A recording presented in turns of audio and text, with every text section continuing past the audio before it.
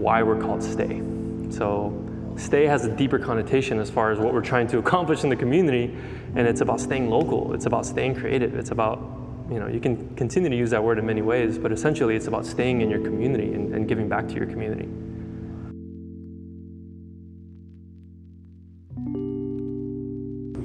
My name is Gabriel Enamorado, and I'm the Executive Director of Stay Arts.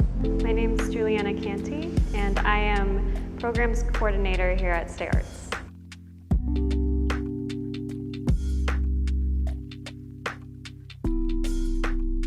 So Stay Arts is a nonprofit organization that is focused on providing art programming for the city of Downey and for surrounding Southeast LA communities.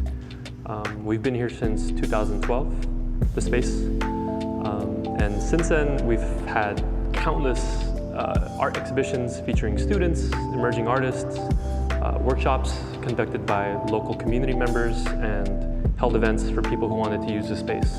We then have an opening reception, so families, art lovers, people from the community, they come and check out the work, and it's a celebration essentially of people and their artwork. It's meant for that. It's meant to bring that creativity and that artistry out of people. That's what it was for me, like coming into it not knowing anything and then just it drawing out of you. A space like this does that. That's sort of how I got into this. It just drew like natural creativity that everybody has within them. It drew it out of me.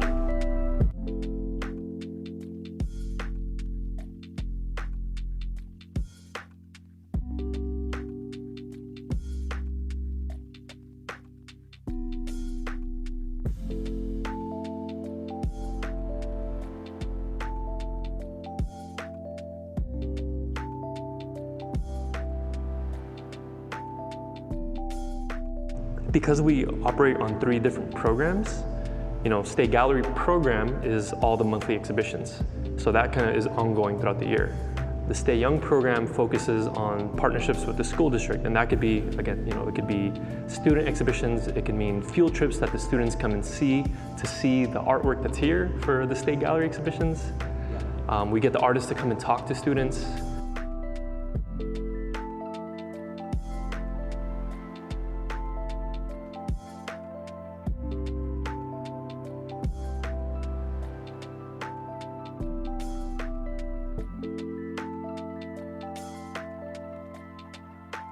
And then in between that, we have people renting the space. So there's a lot of people that want to use the space for a birthday party or a business mixer. We have Stay Public, which is our more public platform that allows for people to submit their concepts, so concepts for workshops. Say you want to lead a photography workshop where you want to teach people photography.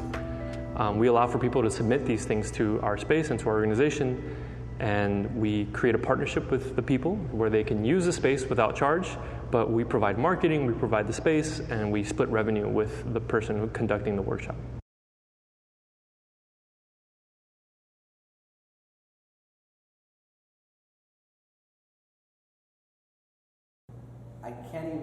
It's difficult for me to fathom how this could even start. Right. So how? It's a snowball. It's a snowball and it rolls. What happened? I know you didn't just wake up and be like, well, I got this big space. No, definitely not. So how did this whole thing come about? From, there's multiple people involved in this coalition of things that, have kind of resulted in this space. For myself, I've always been an artist. I've always been a photographer, graphic designer, painter, you name it. In 3rd grade, I was selling drawings of cars to my friends. By high school, I was deeply involved in graffiti, and aside from painting on freeways and train yards, I would also get hired to paint people's rooms. So I was already very entrepreneurial since I was a kid, and then I discovered photography through graffiti because I wanted to capture all the things I painted, and then fell in love with the camera itself. And then photography evolved into its own thing that I started to develop. And when I started to edit those photos on the computer, I discovered design. And so that just, it's kind of been this ongoing process of creation my whole life, really. And coming out of high school, I had wanted to host art shows. In high school, I went to Warren High School. I was always deeply involved in all of the exhibitions that they would put on for the students there. And I just fell in love with it, and I started to seek galleries, and I started to leave Downey. I specifically was hanging out at a graffiti gallery in LA called Crew West. I would volunteer there after school. I signed up for a college nearby, FITM, where mainly because it was really close to the gallery, and I could spend time in downtown going to school and being at the gallery, and it was just like my dream of like, oh, I'm gonna be an artist in LA. You know, that was like my thing. And I just I never stopped pursuing it. Eventually, I brought the idea of art exhibitions and art shows to home. I gathered my friends and said, let's have an art show. You know, let's find a place in Downey to have an art show and show our work. We had all been creating so much artwork, and you know, since forever, as I was saying. And the first art show we ever had publicly outside of the school system was at the Epic Lounge. Still there. Yeah, David, he's a great friend of mine. I basically went to him, I didn't know him, I was about 17 years old. And I said, hey, I have these two friends and me, we want to have an art show, we don't have money. Can you just charge at the door and we'll have a show for free? He agreed to it. And that night, for the night of the show, we had our artwork just kind of like taped on the wall, I kid you not. And we got these like nightclub lights to light up our artwork because we had no other way of lighting it up. Nice. And there was about 200 people there at our art show that we put together at this dark little venue. And that was the beginning. That was the beginning for me, and the first art show that I had organized. And so this is where the person who I started this with, Val Flores, I didn't know him at this time. This is 2007. He was hosting an art show around the corner on Downey Avenue at Kirk Kartosian's office. And we didn't know about each other. He was putting together an art show for an artist friend of his 2 weeks before my show. We didn't find out that we both had art shows in Downey 2 weeks apart until about 3 years later when we met. And it took some years to make that connection, but we met through a mutual friend, and him and I both had this energy for wanting to do something in regards to the arts. He had already been involved with, he was a substitute teacher at Downey High. He knew a lot of the people in the city. I was younger, I was an artist. I was kind of already doing marketing and design work for people. And that just kind of coalesced into one effort. And him and I agreed to have an art show at the Downey Theater, where him and I both showed our photography work. We had about 300 pieces together, him and I, that we printed. George Red Fox at Warren High School graciously allowed us to use his printer without charging us, and we got to print all of our photographs, in one night at Warren High School. That's a blessing right there. Yeah. He's a really good friend of mine. He's also the one that introduced me to Downey history. And when we had that art show at the Downey Theater, the city really caught on to that, and there was 800 people that came to the opening of that show. The Downey Patriot wrote about it. It was kind of a big deal, and we kept getting contacted by the city, like, hey, like that was really cool. How can we continue that? How can we continue this momentum? A lot of people seem to really enjoy it. How can we continue? Is when they would hire us to put on outdoor exhibitions at the Taste of Downey, different city events. I remember the Taste of Downey. You remember those? I do. Yeah, so they would hire us to get an outside wall that we would also borrow from Warren High School. Yeah. George Red Fox always came through with that. Oh yeah. And and we would get local artists to show their work at these events. And then the conversation just evolved with the city to, hey, what would you guys do if we gave you guys a space? That's essentially what occurred.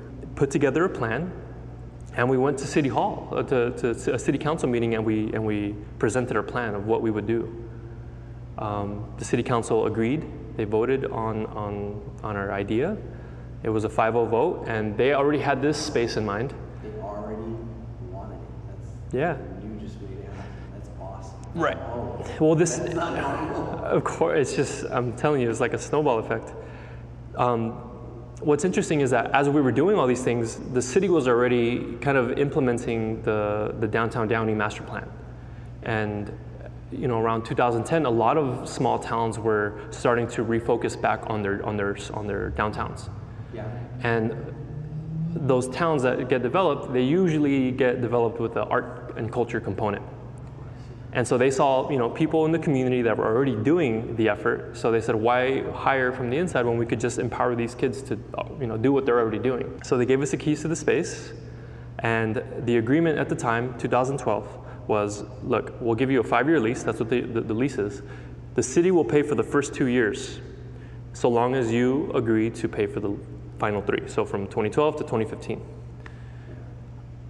Those first 2 years passed, and in those first 2 years, we were able to form an actual nonprofit organization.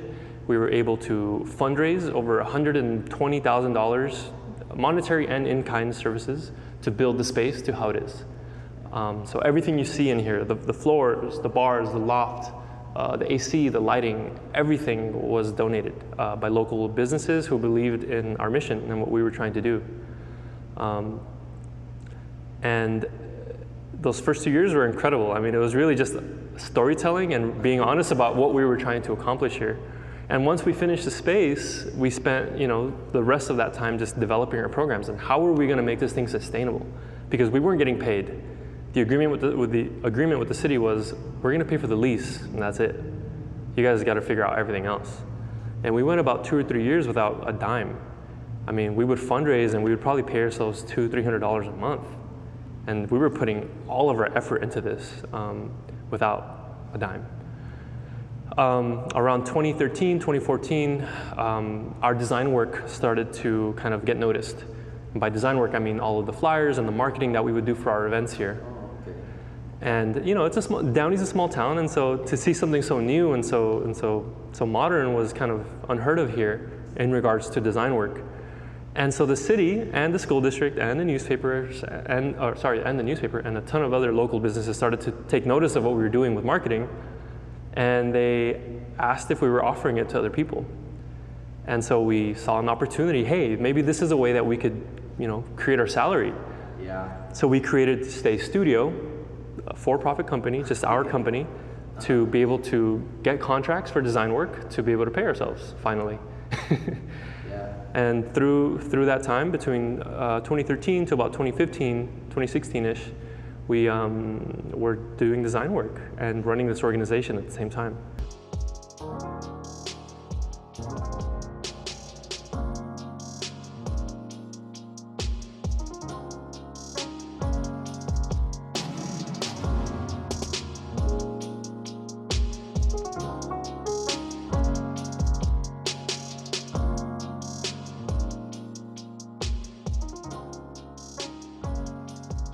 Which is interesting because it's such a, I feel a city that has been overlooked for several years now.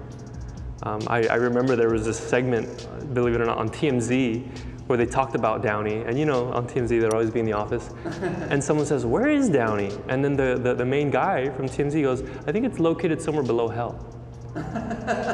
Really? Wow. Yeah, and so there's been this kind of And it's such a nice city too. It's such a nice city, and there's a lot of stigma around Downey, and I think for people too, in my generation, I remember just kind of the common saying was like, I can't wait to get out of here. Yeah. And that's a problem, that's a problem, and that's basically saying there's not much for us here after school. You grow up here in a nice community, you go to these beautiful schools that have a lot of great programming, but then what? And so I think a lot of people just have this tendency to want to leave and to go out into LA and to Long Beach and to Pasadena and all those cities because that's where the jobs and the careers are and the creativity is. 2016, I left Stay. I actually left the organization. I wanted to pursue my own ventures. I wanted to see what I could do on my own through my design work and my photography work, which I know I'm good at what I do. And I've always been a very confident person in that. And I was curious to know what it was like to just depend on myself fully and not have this, the support. I just wanted to feel it, to be on my own. And so I left the organization and I moved to downtown Long Beach, and I had this beautiful apartment, and I decided I'm gonna freelance. And I don't know how I'm gonna pay my rent next month. And I did that successfully, till today, essentially. I created my studio, Esteban Studio. Esteban's my middle name. And through my studio, I do graphic design work, I do marketing, I do web design, I do photography. I mean, I basically help people start companies. People come to me with startup ideas. People come to me with established companies that want to revamp themselves, and I take them through that process. So I can create your logo, I can create your brochures, I can create your photography, I could create your website, I could put your systems in place to start bringing in revenue into your company. And so that's what I do for Stay, that's what I do for other people. And I'm deeply passionate about it because I love to see people fall in love with their ideas. You know, I think that's beautiful, and to be able to just have the tools to do that is cool. When him and I met, he would always just talk about this place. It was a huge part of his life, a huge part of his creative career. It's, you know, a part of his hometown, and he just had so many amazing things to say about Stay. The stories about this place are endless, and you know, he would tell me about the people he met here, the people he knew, the entire community. Huge part of his life, and we always talk about this, but I always feel like I almost knew the people that were in this community from him talking about it with me. He got asked to come back as executive director, asked if I would come along with him, and you know, I was more than happy to. I had heard so many amazing things about this place that I wanted to see it, I wanted to experience it, especially knowing that it was something that he was so passionate about. So I'm originally from Northern California. I grew up in San Jose, and then I actually came down here to go to school at Cal State Long Beach. I was a dance major. So growing up, I had been a dancer. I had a focus in classical ballet.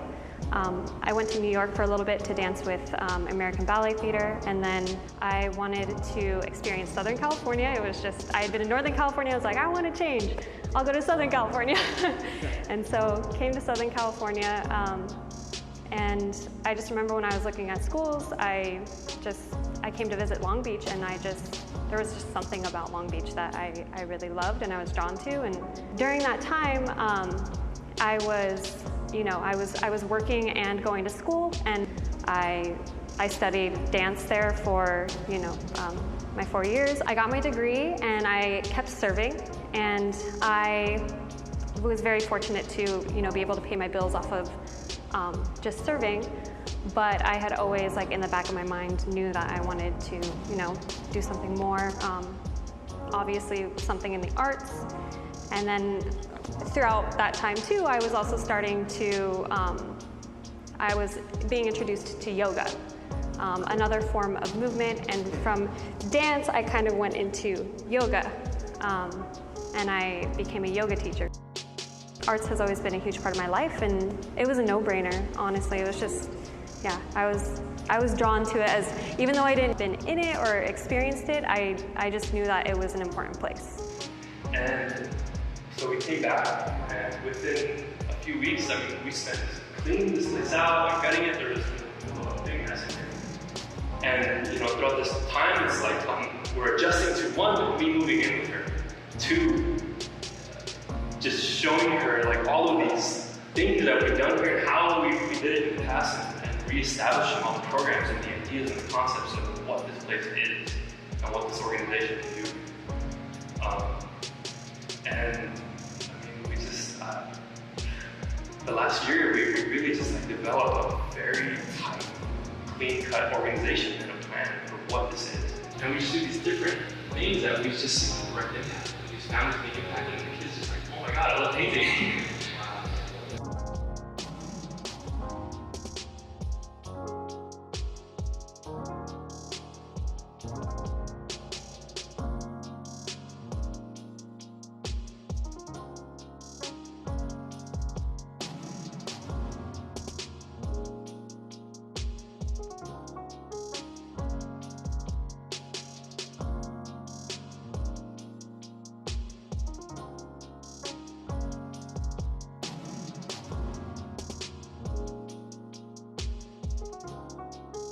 So crazy, because it's funny, because you did just the exact example you were talking about. You wanted to fight the world. You went to Long Beach, right? And you left Stay. And to some degree, because this was here, what you learned in Long Beach, now you're bringing it to Downey. So all of the information, experience and the time. So now Downey, through building a program like this, they get your experience, and now you're here to stay here, which is crazy, because that's like what you're going for here, and you're like the perfect example.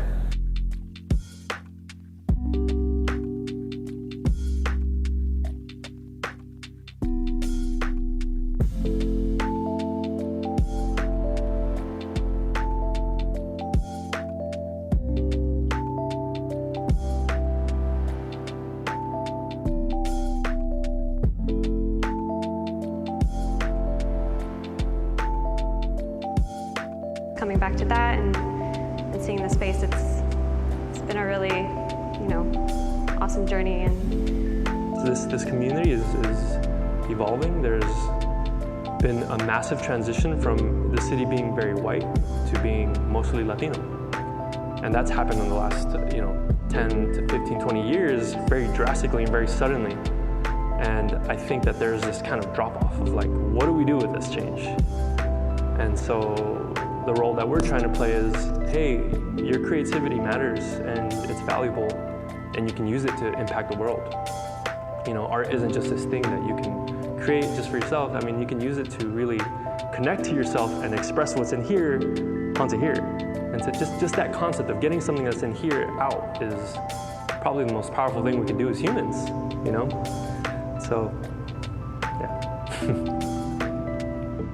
I'm about to start crying right now. Okay.